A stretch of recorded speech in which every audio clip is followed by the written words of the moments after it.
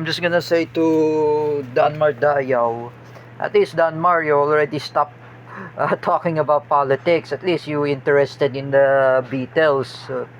Don't talk even too much politics. Remember, Rodelio de Guman, he doesn't like politics.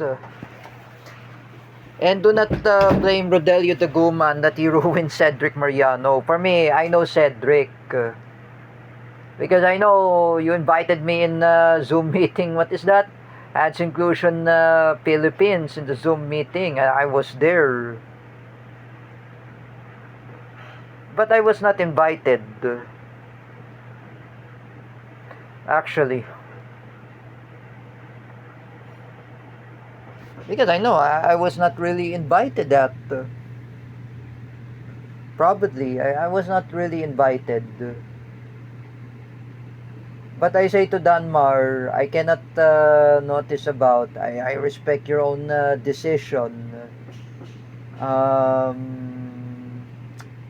Do not talk about too much politics. Even I'm just gonna say I do not talk about politics. I don't even talk about politics. Oh. Okay, let's move on about Danmar Dayaw. Second enough, I just gonna say to those idiot Marcos loyalists who were fake Filipinos, especially Kuya Copio and Ate Dina Guillermo, Teacher Alexander Pagkalinawan, Sangkay Janjan, and Romeo TV Vlog. Do not talk about politics. Do not say about Marcos. You know, Kuya Copio, I always seen you last time when you say about Bongbong Marcos. Last year, you saying about me that, what did you say to me? Bongbong Marcos. So I don't care about Bongbong Marcos. I told to Kuya Copio, would you just shut up? I don't talk about Marcos. I say again, Duterte. Oh, I don't like Marcos. Why you like Bongbong Marcos? I say to Kuya Copio, ha? Even Ate Dina Guillermo, why both of you like Bongbong Marcos?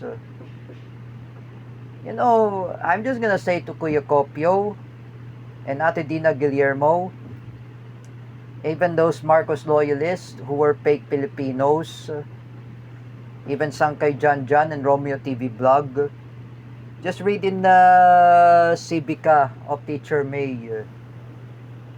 Just like I said, kung alam to ni Teacher May yan, like I said, you know, Teacher May Tiburcio knows about Civica. She described Ferdinand E. Marcos Sr. is the greatest robbery of the government in the history of the Guinness World of Record. As you can see, Ferdinand E. Marcos Sr. is really a robbery. He's really a theft. Magnanakaw pala si Ferdinand E. Marcos Sr., lalo na ang anak niya, like I said. So, as you can see, in the Guinness World of Record, it is the real truth that Marcos Sr. is the greatest robbery. It was inherited by his son. Like father and son, they are greatest robbery. Have you ever seen that in the Philippines, it is a rich country? No. It's became corruption. If you say corruption, bribery, and robbery, there is a robbery. You don't know what you're talking about, Sangkay Janjan, Romeo TV Vlog, Kuya Copio, and Ate Dina Guillermo. Why do you even, all of you say, pinatupad ba si Bongbong Marcos sa tatay niya? You know, what is wrong with you, Kuya Copio? You don't know what you're talking about. I do not know what you're talking about. Nonsense. And you say about Bongbong Marcos. You say like this. Oh, and you're saying about, what was that last year? I talked to him. Ikukulong daw si Bongo dahil sa flood control. What's the wrong with you, Kuya Copio, about Bongo? Just like I said before, inaano ka ba ni Bongo? Why Bongo is still criticizing against that person who built the Malasakit Center?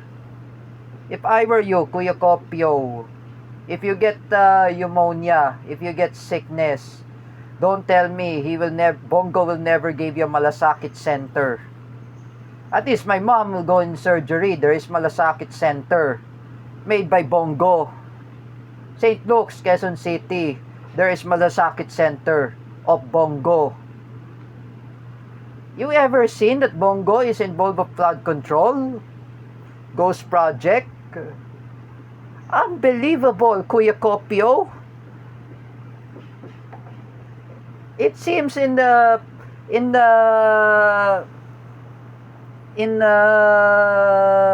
record of the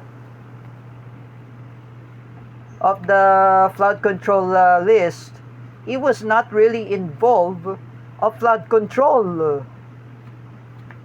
What is wrong with you, Kuya Kopio, ha? Why you even such talking about this and you're saying about, you're blaming the Duterte allies. You're blaming Sara Duterte. You're blaming Rodrigo Duterte. And you're saying about killing. Eh, what if I say that from Teacher May Tiburcio, that I discussed it in Civica, eh magnanakaw pala si Ferdinand E. Marcos Sr. Even just like his son, yung anak niya, si Bongbong, oh, eh magnanakaw. What's the problem, Kuya Kopio? Ha? If I have an old notebook, when I was there in CDIFI, when I was with Jens Manaid, I will see this in the record, Kuya Kopio. Ha?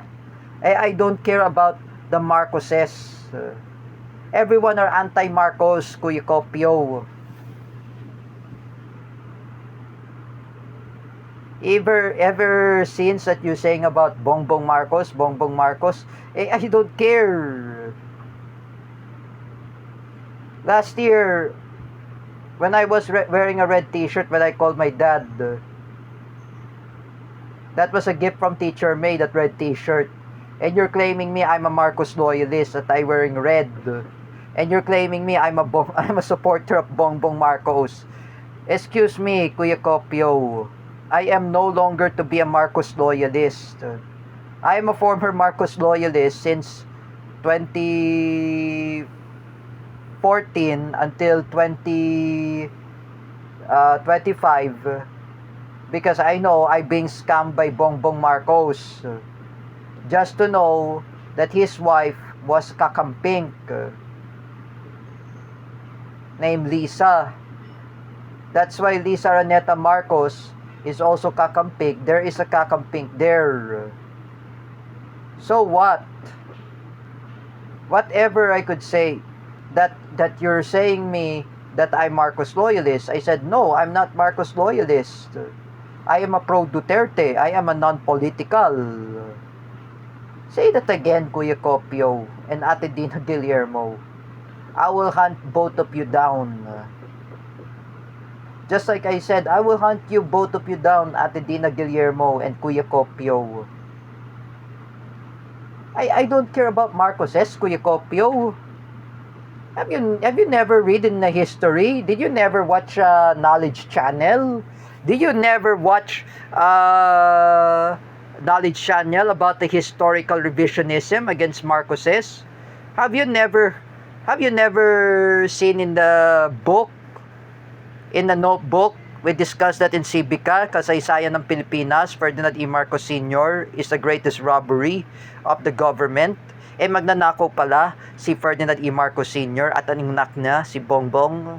You know what is the problem, Kuya Kopio? In your brain, you should not talk about like this. And you remember, I don't care about the Marcoses.